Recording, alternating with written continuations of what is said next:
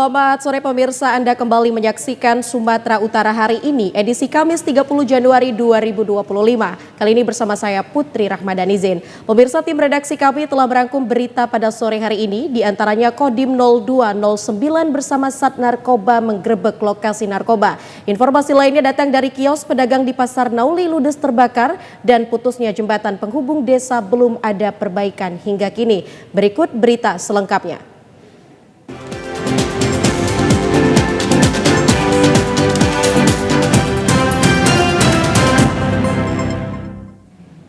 Pemirsa, kita awali informasi pertama. Tim personel gabungan TNI Polri dan perangkat desa menggerebek barak yang merupakan tempat transaksi peredaran narkoba yang berada di tengah perkebunan sawit milik warga di Labura. Pada penggerebekan ini petugas mengamankan 20 orang pelaku dan barang bukti narkoba jenis sabu turut diamankan ke Mapolres Labuhan Batu.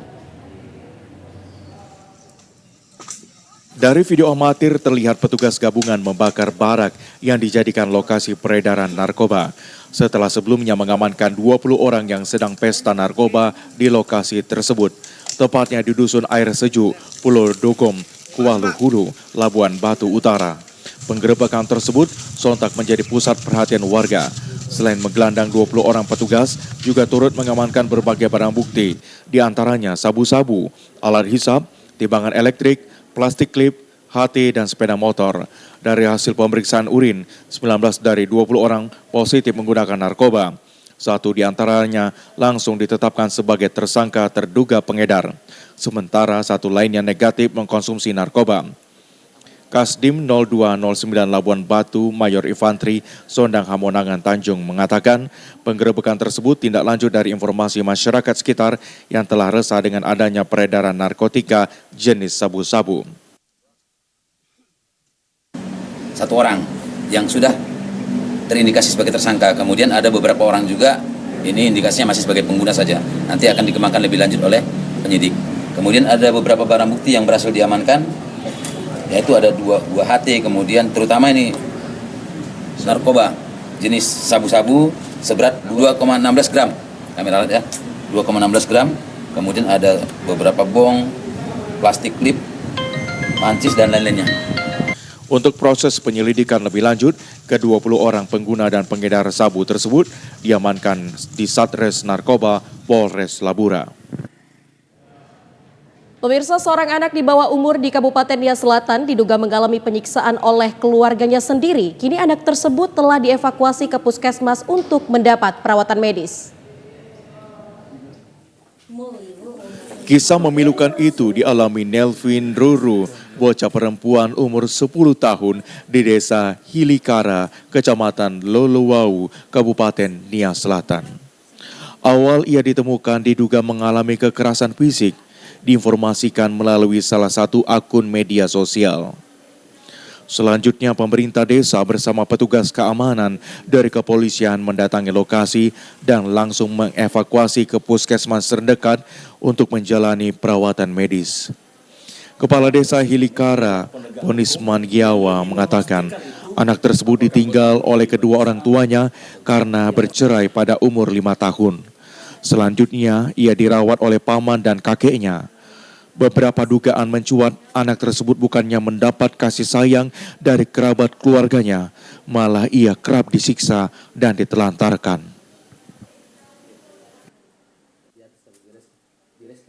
Tapi dalam proses ini biarlah penegak hukum yang lebih memastikan itu apakah benar terjadi penyiksaan atau tidak. Dan menurut informasi yang kita dapatkan dari masyarakat, anak ini sempat disekap dalam gudang dan hasil komunikasi kami semalam pernah diberikan dia di kandang ayam. Dia menceritakan semalam dia diberikan di kandang ayam dan ditakut-takuti dan supaya tidak bercerita kepada orang lain. Saat ini Polres Nia Selatan telah mulai memeriksa 8 orang saksi yang merupakan pihak kerabat keluarga korban. Kapolres Nia Selatan AKBP Ferry Mulyana menjelaskan pemeriksaan bagian dalam pada tubuh korban juga dilakukan berupa visum untuk memastikan apakah bagian kaki korban yang terlihat bengkok ada hubungannya dengan tindakan penganiayaan fisik.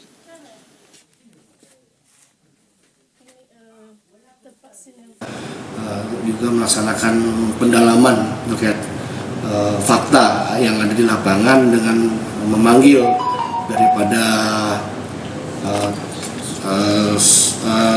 yang ada di rumah ya, di rumah yang adik tinggalin itu ya. Trauma healing dan juga memberikan untuk memulihkan lagi psikis adik ini ya. Pihak kepolisian saat ini sedang melakukan penanganan kasus tersebut secara objektif, meminta semua pihak agar tidak membangun opini mengenai hasil akhir penyelidikan.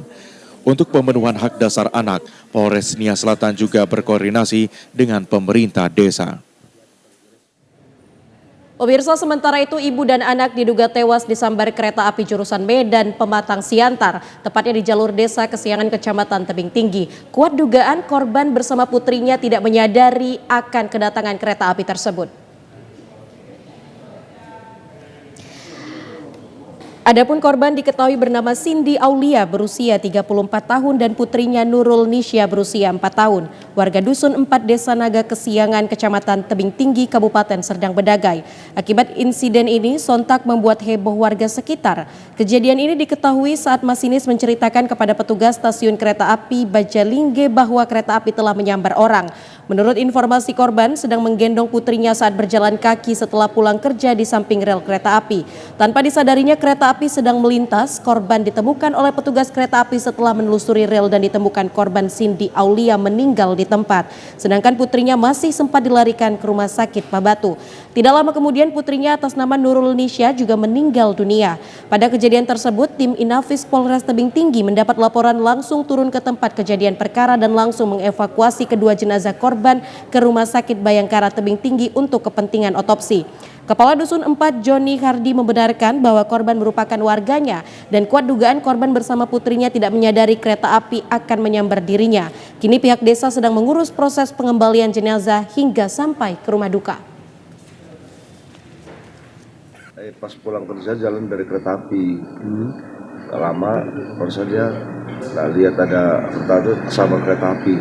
Jadi ini dia dengan anaknya gitu Pak, berjalan gitu? Iya, anaknya itu biasanya kalau jalan itu dia digendong anaknya itu.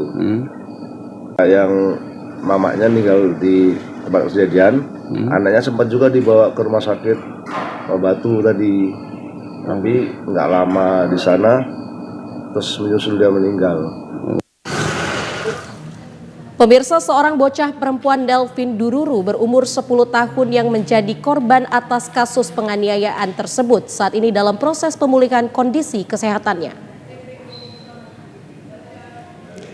Dokter penanggung jawab Puskesmas Lolowau Kabupaten Nia Selatan menyatakan pasien yang merupakan korban kasus penganiayaan anak di bawah umur tersebut kini kondisinya mulai membaik. Sang bocah hanya mengalami gejala demam dan sakit karena lebam pada beberapa bagian tubuh. Sedangkan kondisi fisik pasien yang beredar di masyarakat terjadi pembengkokan kaki.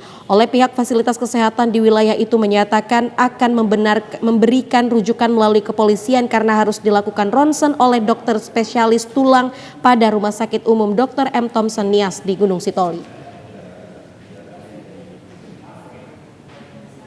Kita tangani dulu, keluhan utamanya dia demam, nah kita obati dulu demamnya. Kemudian dia nyeri perut, kita obatin dulu nyeri perutnya, kemudian kita pasang kanal infus. Penanganan selanjutnya nanti untuk saat ini dulu kita serahkan dulu kepada pihak Kapolsek atau Polres, biar nanti pihak sana nanti yang akan mengarahkan apakah ini kita rujuk ke rumah sakit atau tidak. Hasil rekam medis pada korban akan menjadi petunjuk tim penyelidikan di kepolisian dugaan kekerasan atau penganiayaan. Juga menjadi rujukan bagi semua pihak akan pentingnya tumbuh kembang anak tanpa kekerasan mutlak dilindungi karena merupakan hak asasi manusia. Proses eksekusi berdasarkan penetapan Ketua PN Bali G tertanggal 10 Januari 2025, pihak dari Tiamin Boru Siagian atau termohon eksekusi kedua menyatakan keberatan. Eksekusi dilaksanakan oleh pihak PN Balige yang terletak di Desa Pintu Pohan, Kecamatan Pintu Pohan Meranti, Kabupaten Toba seluas 133 meter persegi. Pantauan di lapangan saat proses eksekusi, pihak keluarga termohon berupaya untuk memprotes pembacaan hasil putusan PN Balige dengan membentangkan karton yang bertuliskan bentuk protes terhadap putusan tersebut. Selain itu, proses eksekusi rumah tersebut dilaksanakan dengan pengawasan ketat dari pihak TNI Polri, Panitera, Pengadilan dan Juru Sita Pengadilan serta aparat desa berjalan dengan kondusif. Salah seorang ahli waris termohon, Godwin Sialagan, mengatakan bahwa sesuai dengan tahapan eksekusi terdapat sejumlah tahapan yang harus dilakukan, yakni sebelum melakukan eksekusi pengosongan. Godwin menyebutkan saat dilakukannya peninjauan lokasi tanah dan bangunan yang akan dikosongkan dengan melakukan pencocokan atau constatering. Sementara itu, menurut Godwin, eksekusi kedua menyatakan keberatan kedua pihak PN Balige yang telah melakukan eksekusi tanpa melakukan pencocokan objek perkara atau constatering. Selain itu, dalam surat yang diterima oleh pihak termohon terkait pelaksanaan eksekusi dalam perkara tertanggal 10 Januari 2025 yang ditandatangani oleh pihak PN Balige tentang dilakukan eksekusi pada tanggal 30 Januari 2025. Atas surat tersebut, Godwin juga mempertanyakan kinerja dari PN Balige dan hal ini akan dilaporkan kepada Komisi Yudisial atas ketidakprofesional pihak PN yang telah melakukan eksekusi tanpa melakukan pencocokan guna memastikan batas dan luas tanah dari objek yang diperkarakan tersebut. Pada proses itu tidak dilakukan secara benar, Pak. Mereka tidak mencocokkan objek-objeknya, batas-batasnya, hanya datang, melihat, lalu pulang. Nah, kami mengajukan keberatan kami, diwakili oleh dan tulang saya, suratnya tanggal 27 September, diterima pengadilan tanggal 30 September. Perkaranya sedang berjalan, gugatannya sedang berjalan, tapi eksekusi tetap dilanjutkan. Jadi kami rasa putusan pengadilan ini sangat tidak adil bagi kami keluarga. Pemirsa, di informasi lainnya, kebakaran hebat meludeskan sejumlah kios milik pedagang di Pasar Sibolga Nauli pada hari Rabu. Belum diketahui penyebab pasti kebakaran tersebut, namun kerugian pedagang akibat peristiwa ini ditaksir mencapai puluhan juta rupiah. Tidak hanya meludeskan bangunan kios pedagang, kebakaran juga menghanguskan sedikitnya 2 unit rumah warga yang berdekatan dengan lokasi kebakaran. Menurut keterangan beberapa pedagang yang kiosnya turut terbakar menjelaskan kobaran api pertama kali muncul dari salah satu kios yang berada di bagian tengah. Warga sekitar terus berupaya memadamkan api dengan peralatan seadanya. Namun kencangnya tiupan angin ditambah material bangunan kios yang keseluruhan terbuat dari kayu semakin mempercepat besarnya kobaran api hingga merembet ke kios lainnya. 3 unit mobil pemadam kebakaran Pemkot Sibolga yang tiba di lokasi berjuang untuk memadamkan api. Setelah berjibaku hampir 1 jam, akhirnya kobaran api berhasil dipadamkan. 9 kios, Bu. Jam berapa tadi kejadian? Enggak tahu, orang anak-anak lari-lari kebakaran, bilangnya rumah lanteku itu belakang. Iya. Kirain rumah, enggak taunya pasar. Di paling ujung punya. Terbakar juga, Bu? Iya, dekat pos itu, Pak. Para pedagang yang menjadi korban kebakaran yang meludeskan sejumlah kios di Pasar Nauli Sibolga mulai terlihat mencari di sisa-sisa puing-puing di lokasi kebakaran. Para pedagang masih tetap berharap dapat menemukan peralatan berjualan dan barang-barang perdagangan yang masih bisa dipergunakan kembali dari aktivitas mengais sisa-sisa puing kebakaran. Umumnya pedagang yang menjadi korban kebakaran rata-rata mengaku pasrah atas kerugian yang dialami dari peristiwa kebakaran yang meludeskan lapak berjualan mereka. Barang-barang semua habis semua, Bang? Habis semua. Terus kerugian Abang sendiri gimana nih, Bang?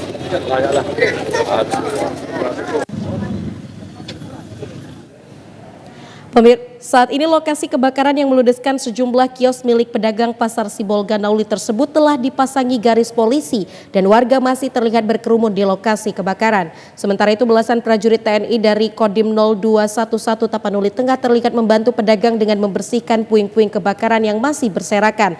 Sebelumnya kebakaran hebat yang terjadi Rabu malam meludeskan sejumlah kios milik pedagang di Pasar Nauli Sibolga dan 2 unit rumah warga yang letaknya berdekatan dengan lokasi kebakaran.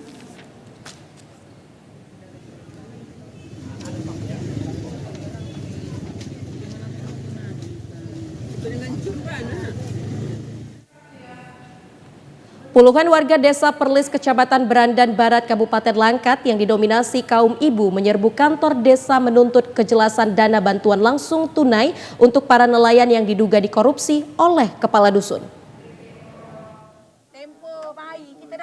Korupsi dana BLT atau bantuan langsung tunai inflasi daerah dari Dinas Kelautan dan Perikanan tahun 2022 untuk para nelayan sebagai ganti rugi transport nelayan kini sudah ditangani aparat kepolisian Polres Langkat dengan memanggil 6 orang kepala dusun desa Perlis, Kecamatan Berandan Barat sebagai saksi. Pemeriksaan 6 orang kepala dusun ini memberikan angin segar bagi masyarakat yang tidak menerima bantuan tersebut. Bantuan ini sebelumnya disalurkan oleh masing-masing kepala dusun yang ada di Desa Perlis dan sudah memiliki bukti tanda tangan masyarakat yang menerima bantuan sebesar Rp300.000 per kepala rumah tangga. Namun tanda tangan tersebut palsu karena sebagian masyarakat desa belum menerima bantuan yang telah dijanjikan pemerintah. Sebelumnya, ratusan masyarakat telah membuat surat pernyataan jika bantuan sosial pengendalian inflasi daerah dari Dinas Kelautan dan Perikanan Kabupaten Langkat tahun anggaran 2022 lalu yang disalurkan dalam 2 tahap ini tidak pernah diterima warga desa. Surat pernyataan yang ditandatangani masyarakat nelayan ini diketahui oleh Satuan Reskrim Polres Langkat, Unit Tipikor yang hadir ke kantor Desa Perlis. Warga berharap agar aparat kepolisian Polres Langkat segera menyelesaikan kasus penyelewengan yang telah dilakukan oleh para kepala dusun. Bantuan sosial yang dijanjikan pemerintah melalui Dinas Kelautan dan Perikanan Kabupaten Langkat segera disalurkan kepada warga yang berhak menerimanya. Ya pemirsa, sejumlah informasi lainnya akan kami hadirkan usai jeda pariwara berikut ini. Tetaplah bersama kami.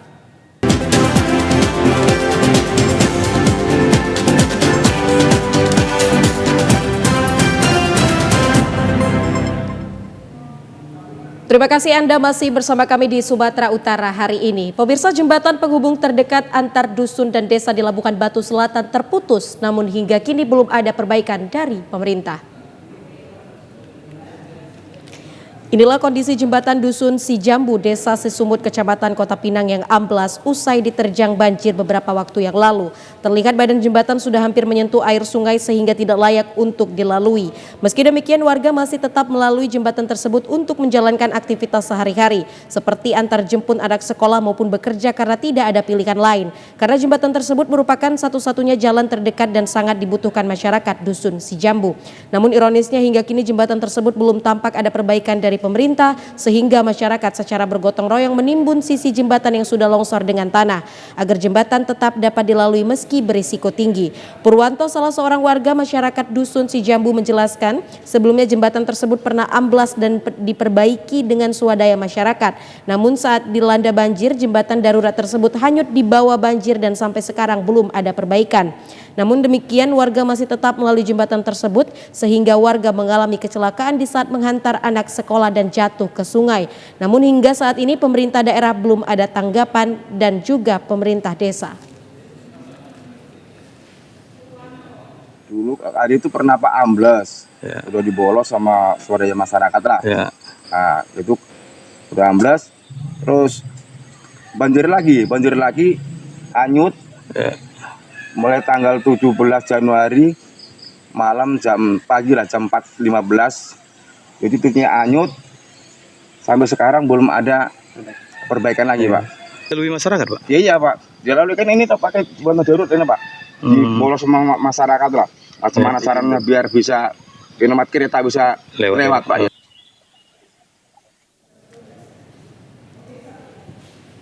Pemirsa, kita beralih ke informasi lainnya. Para pelaku usaha mikro, kecil, dan menengah UMKM di Kabupaten Deli Serdang mengeluhkan naiknya harga minyak goreng yang terus terjadi. Bahkan sejumlah pengelola usaha memilih untuk tidak produksi lagi karena mahalnya harga minyak.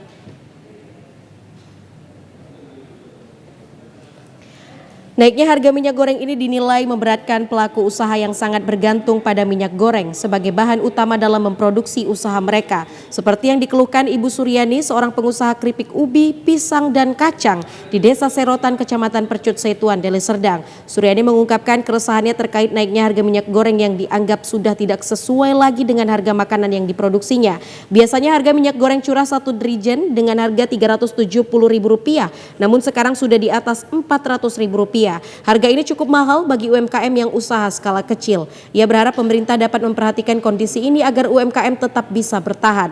Naiknya biaya produksi akibat lonjakan harga minyak goreng menyebabkan mereka harus berpikir keras untuk menjaga stabilitas usaha. Tanpa dukungan kebijakan yang membantu menekan harga bahan baku seperti minyak goreng, banyak UMKM berisiko akan gulung tikar.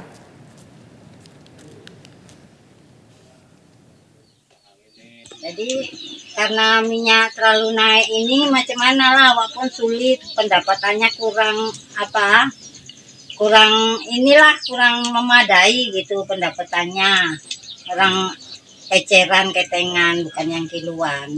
Harapan saya ya pengen maju lah, kalau ada bantuan mohon dibantu gitulah. Di lapangan, naiknya harga minyak goreng terjadi sejak sebulan terakhir. Rata-rata naiknya sebesar Rp3.000 hingga Rp4.000 per liter. Harga minyak yang semakin mahal tidak hanya dirasakan di Desa Serotan, tetapi juga di berbagai wilayah lainnya yang ada di Kabupaten Deli Serdang. Pemirsa, kenaikan harga minyak goreng yang terjadi di beberapa daerah pada wilayah Sumatera Utara menjadi kendala bagi para pelaku UMKM untuk menjalankan usahanya. Guna mengetahui apa penyebab kenaikan harga minyak goreng, sore hari ini kita sudah terhubung dengan narasumber yang pertama, dengan Bapak Rido Pamungkas, Kepala Kanwil 1 Komisi Pengawas Persaingan Usaha, dan juga Bang Gunawan Benjamin selaku pengamat. Selamat sore Pak Rido dan juga Bang Gunawan. Selamat sore. Selamat sore Pak Rido. Selamat sore. Iya, selamat sore Kak. Selamat sore pemirsa. Apakah terdengar suara saya?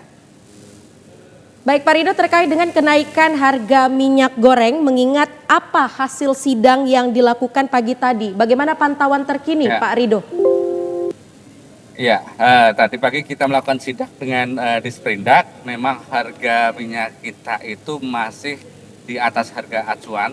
Kalau headnya itu 15.700, harga di pasar itu terpantau sekitar 16.500 sampai 17, bahkan ada yang 17.500. Nah, para pedagang eceran yang ada di dalam pasar, mereka mereka mendapatkan pasokannya dari grosir yang ada di luar.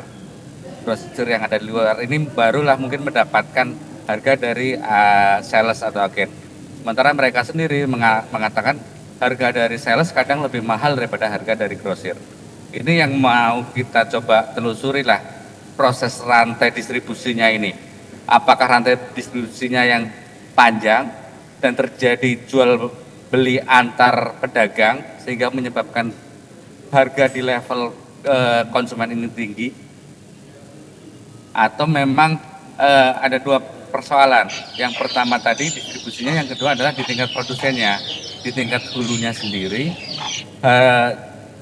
Seberapa banyak produksi minyak kitanya ini, karena produksi minyak kita akan terkait dengan ekspor. Ketika terjadi penurunan ekspor, akan terjadi penurunan domestic market obligation atau minyak yang diperuntukkan untuk diproduksi sebagai minyak kita. Dengan terjadi penurunan ini, sementara harga curah, minyak goreng curah itu tidak ada lagi aturan terkait harga acuannya, headnya. Sehingga tadi kalau di pasar kita temukan harga minyak curah itu di angka 19.000 per kilo.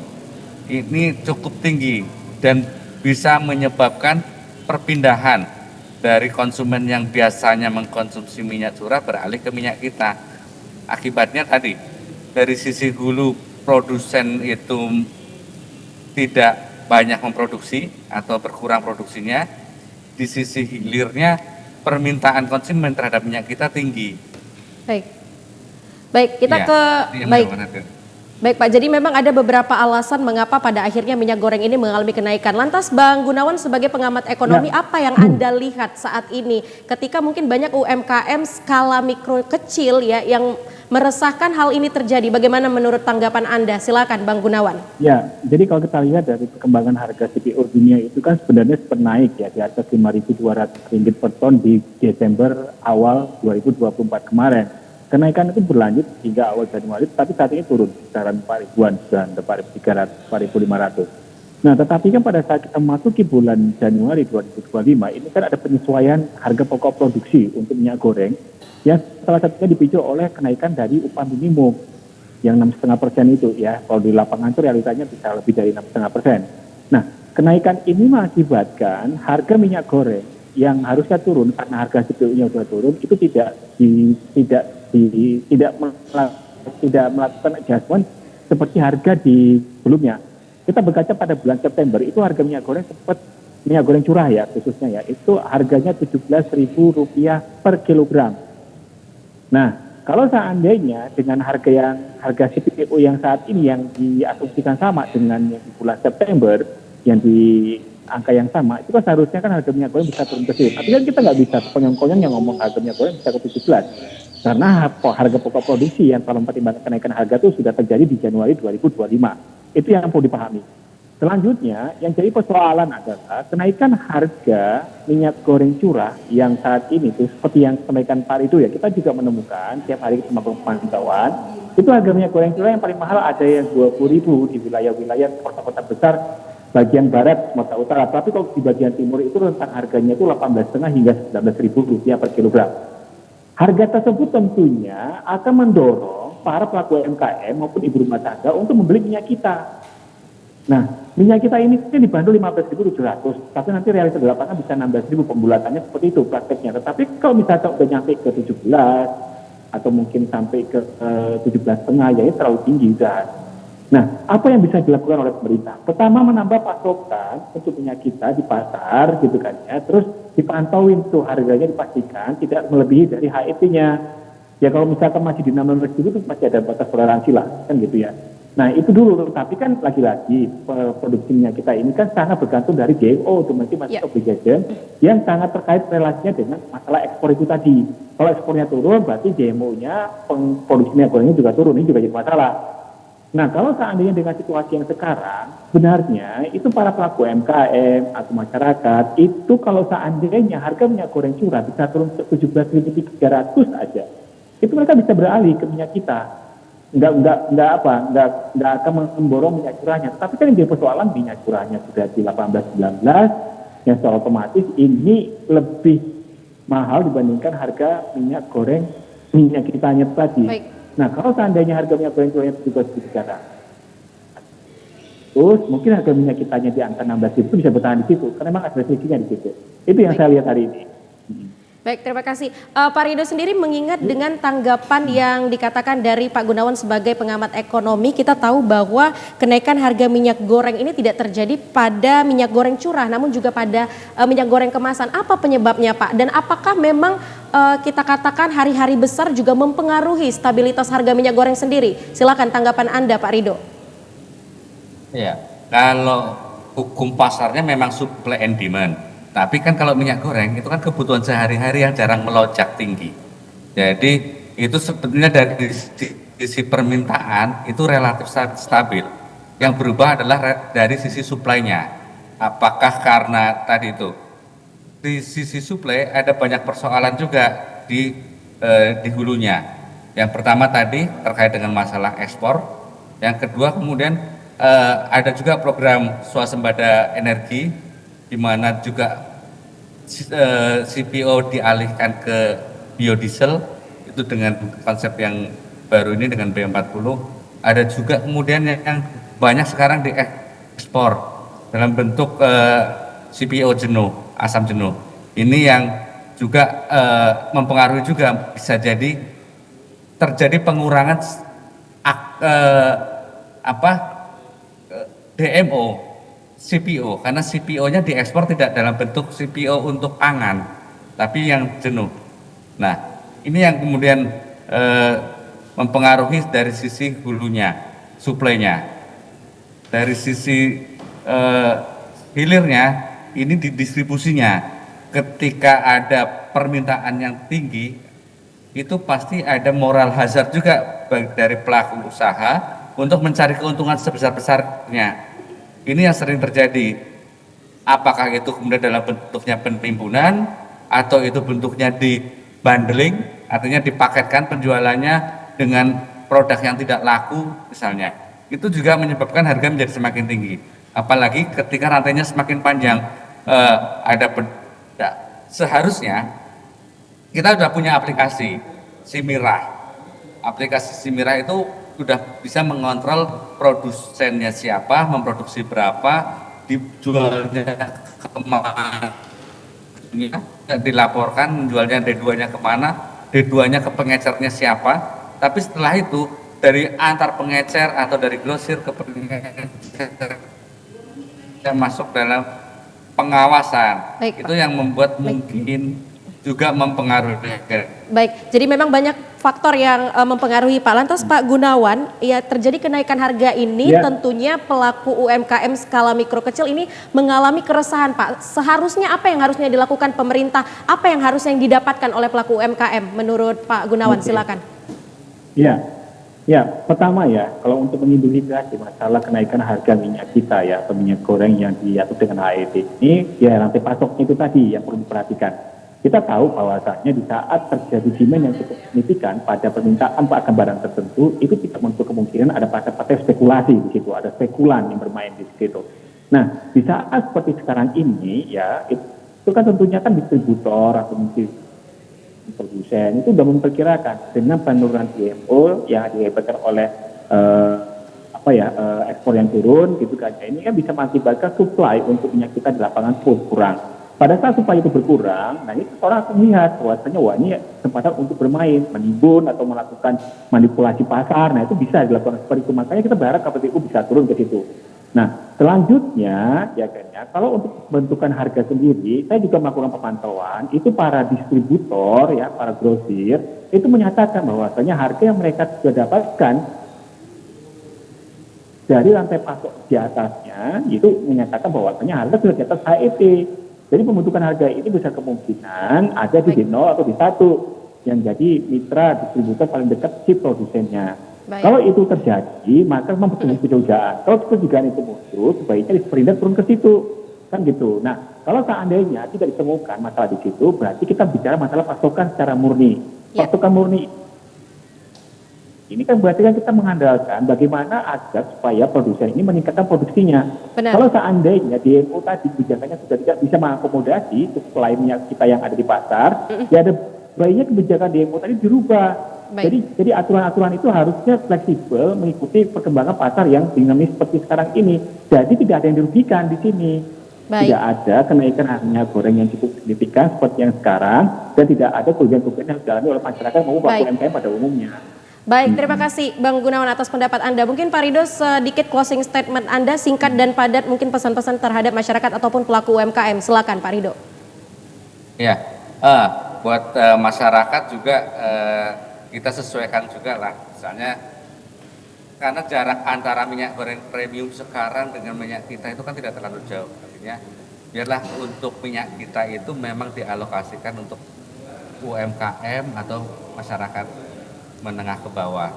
Untuk menengah atas silahkan mengkonsumsi yang minyak goreng premium yang mungkin bedanya sekarang juga tidak terlalu jauh dengan minyak kita.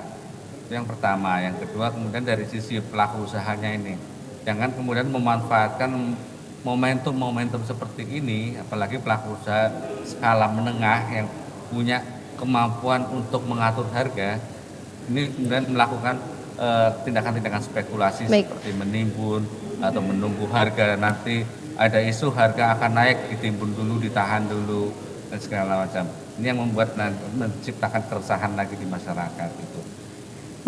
Baik, terima kasih Pak Ridho. Lantas Bang Gunawan, pesan singkat Anda, singkat dan padat untuk masyarakat. Silakan Bang Gunawan. Ya, saya cuma berharap pemerintah itu fleksibel. Pemerintah itu langsung gerak cepat di lapangan, temukan masalahnya di mana, langsung kalau seandainya bisa ditemukan, disimpulkan apa yang menjadi masalahnya. Kalau nggak bisa dilakukan dengan pendekatan secara teknis untuk meredam kenaikan harga ini, ya coba dari sisi regulasinya itu dirubah. Jadi jangan sampai nanti dibiarkan berlarut-larut, karena mengingat kita kinerja ekspornya juga mengalami gangguan, mengalami penurunan, negara lain juga mengalami pelambatan pertumbuhan ekonomi, demand-nya turun, terus harganya melemah, produksinya turun, terus memicu kenaikan harga minyak goreng di tanah air. Nah ini yang seharusnya bisa diantisipasi, dilakukan, tambah lagi kebijakan mitigasi yang mumpuni. Jadi saya harapkan nanti pemerintah selain rantai pasoknya diukur, coba buat ada kayak semacam plan lain atau rencana lain untuk merubah regulasi yang lebih akomodatif, baik pelaku usaha maupun bisa diimplementasikan di masyarakat pada umumnya.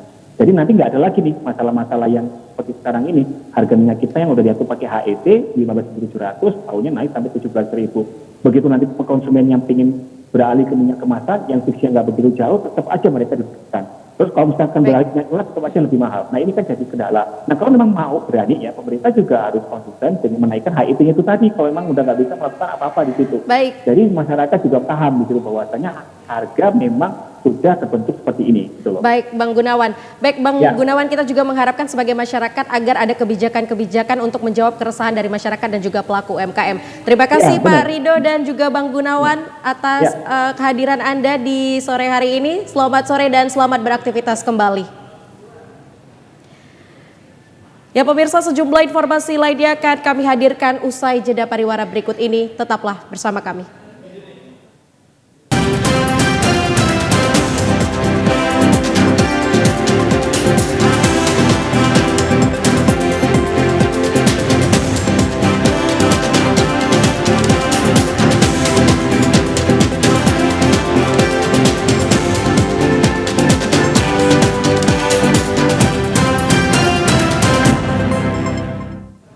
Pemirsa, adanya bagian dari program 7 Kebiasaan Anak Indonesia Hebat yang dicanangkan oleh Kementerian Pendidikan Dasar dan Menengah, kegiatan senam pagi kini mulai diterapkan di berbagai sekolah di seluruh Indonesia. Program ini bertujuan untuk menciptakan generasi muda yang sehat, cerdas, dan penuh semangat.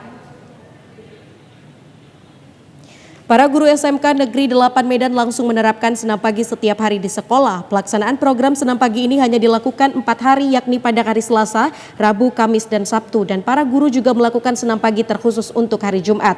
Para siswa murid sangat senang dan gembira karena bisa menyehatkan badan dan kebugaran. Adanya senam pagi ini membuat siswa lebih semangat dalam pembelajaran. Minimnya tempat lapangan membuat senam pagi ini dilakukan bergiliran. Dilakukan senam pagi ini hanya kelas 10 hingga kelas 11 juga berbagai penjurusan. Wakil Kepala Kesiswaan bernama Dinarita Sipahutar mengatakan senam pagi ini dilaksanakan pada pukul 7 hingga 7.30. Juga siswa yang tidak melakukan kegiatan senam, mereka di kelas melakukan literasi dan mulai pembelajaran pada pukul 7.30 waktu Indonesia Barat. Ini temuan kami, anak-anak sepertinya lebih semangat lagi untuk belajar ya. Karena siswa kami sini banyak, kami melakukan senamnya dia per jurusan dan per tingkat gitu. Ya kalau kami ya mendukung ya silakan dilanjutkan. Siswa sangat senang adanya kegiatan senam pagi setiap hari. Siswa kelas 10 bernama Gladys Keiza Putri menyampaikan kegiatan senam pagi itu dimulai pada bulan Desember 2024. Senam pagi ini setiap hari diputar 2 kali atau ada juga penambahan senam. Senam pagi ini bisa dilakukan 30 menit. Gladys juga menyampaikan senam pagi ini bagus dalam menyehatkan tubuh dan berkembangnya anak Indonesia.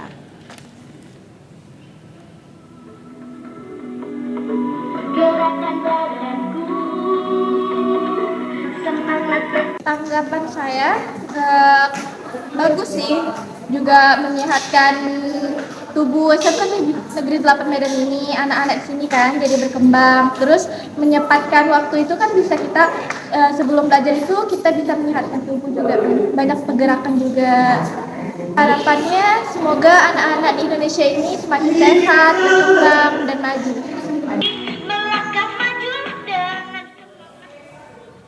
Pemirsa, Kapolres Tebing Tinggi AKBP Simon Paulus Sinulinga mengunjungi beberapa vihara dan kelenteng pada hari perayaan Imlek 2576 Kongzili dan memastikan situasi Kamtibmas pada perayaan Imlek 4 hari ke depan dalam kondisi baik dan juga lancar. Adapun beberapa tempat yang dikunjungi Kapolres Tebing Tinggi didampingi para pejabat utama Polres Tebing Tinggi, yaitu Vihara Mahadana di Jalan Veteran Kota Tebing Tinggi, Vihara Vidya Fajra Ganda di Perumahan Citra Harapan Jalan Sisingamangaraja, Vihara Avolokites Klenteng Cinkun Samtaiti di Jalan Musyawara Seimati Brohol Kota Tebing Tinggi, Vihara Jiulildong di Jalan Sudirman. AKBP Simon Paulus Sinulinga dalam kunjungan yang dilakukan dalam hal memastikan keamanan dan kenyamanan umat yang sedang melakukan ibadah di vihara maupun kelenteng yang berada di wilayah hukum Polres Tebing Tinggi. Personel pengamanan telah ditempatkan sesuai dengan plotting di setiap vihara maupun kelenteng, namun kita juga tetap menghimbau kepada petugas pengamanan di lapangan bahwa sampai hari keempat nanti agar terus menjaga komunikasi dengan pengurus vihara maupun pengurus kelenteng untuk mengantisipasi terjadinya gangguan keamanan. Sementara Budi Acun, salah satu pengurus kelenteng Cinkun Samtaiti, mengucapkan terima kasih kepada Kapolres Tebing Tinggi beserta jajarannya yang sudah datang berkunjung ke kelentengnya.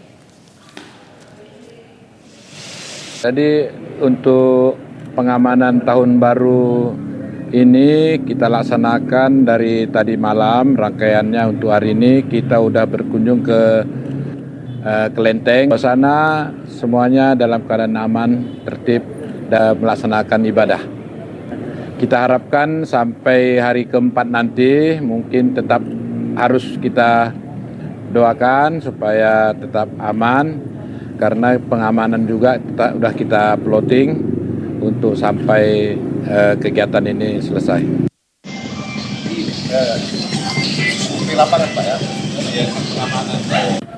Pengharapan kita tahun-tahun selanjutnya Pak Kapolres masih bisa berkunjung di sini untuk meramaikan suasana Imlek di sini. Dan keamanan di sini tetap terjaga. Pemirsa, tokoh masyarakat dan Forkopimda Sumatera Utara bersilaturahmi pada momen Imlek 2025. Tradisi bersilaturahmi ini sebagai bentuk menyatukan visi dalam membangun Sumatera Utara. Perayaan Imlek 2025 dimanfaatkan tokoh masyarakat untuk bersilaturahmi bersama keluarga, kerabat dan tokoh agama di Jalan Cana Raya Medan kemarin. Momen silaturahmi ini sebagai simbol kebersamaan dan keberagaman toleransi beragama. Suasana perayaan Imlek ini semakin hangat antara keluarga dan kerabat yang dimulai dengan makan bersama dan berbagi angpau kepada sanak saudara. Selain keluarga dan kerabat dekat, para tokoh agama dan Forkopimda Sumatera Utara juga turut hadir. Dalam kalender Cina, Imlek 2025 merupakan tahun ular kayu yang memiliki makna pertumbuhan dan perkembangan serta penuh dengan peluang.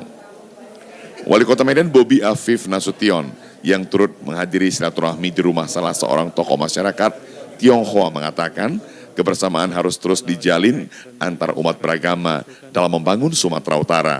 Sama-sama kebersamaan kita harus kita jalin, kolaborasi semua antar etnis, antar agama. Ini tidak ada tawar-menawar, semua kebersamaan, kesatuan semuanya untuk membangun daerah kita masing-masing. Tokoh masyarakat Tionghoa Indra Wahidin menyampaikan makna Imlek tidak ada yang khusus, melainkan seluruh umat beragama tidak meninggalkan ibadah dan rajin bekerja keras.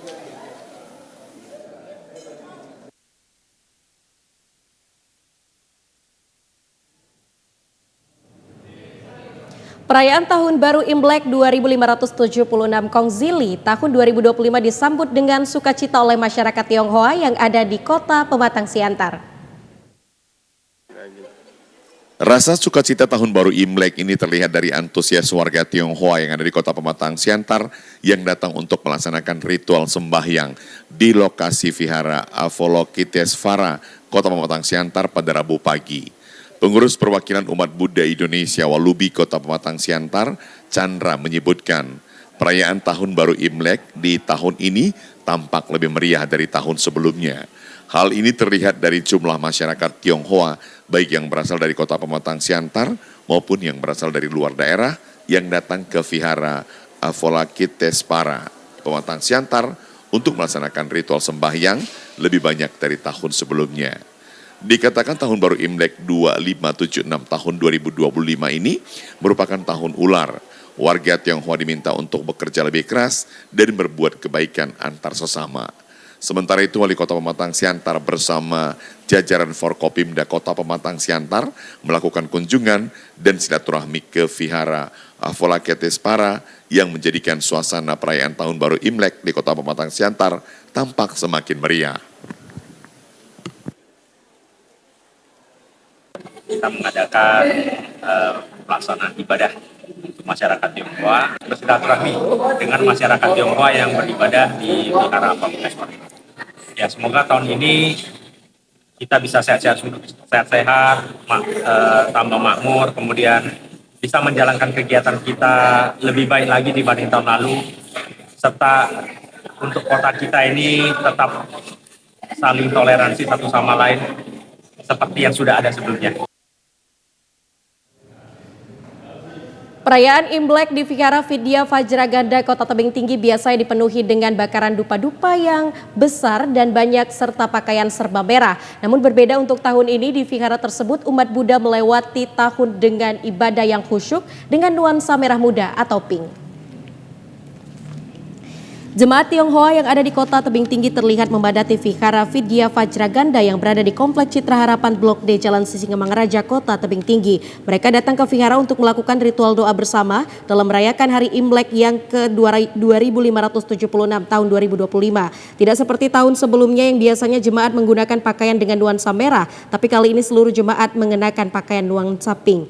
Tahun ini umat Buddha datang dari segala penjuru, bahkan ada juga warga Tionghoa yang berdomisili di luar negeri juga turut hadir untuk merayakan Imlek di kampung halamannya. Uniknya di vihara ini umat Buddha atau jemaat yang ada di sini tidak melakukan pembakaran dupa besar sebagaimana dilakukan umat Buddha kebanyakan. Tidak membakar dupa besar dimaksud agar menjaga udara tetap baik dan tanpa asap, juga tidak menimbulkan hal-hal yang tidak diinginkan. Seorang pendeta Helman sekaligus pengurus vihara mengatakan tahun ini mempunyai arti penuh dengan sukacita serta kelembutan, senada dengan Sio tahun ini yakni ular kayu yang mempunyai kelembutan.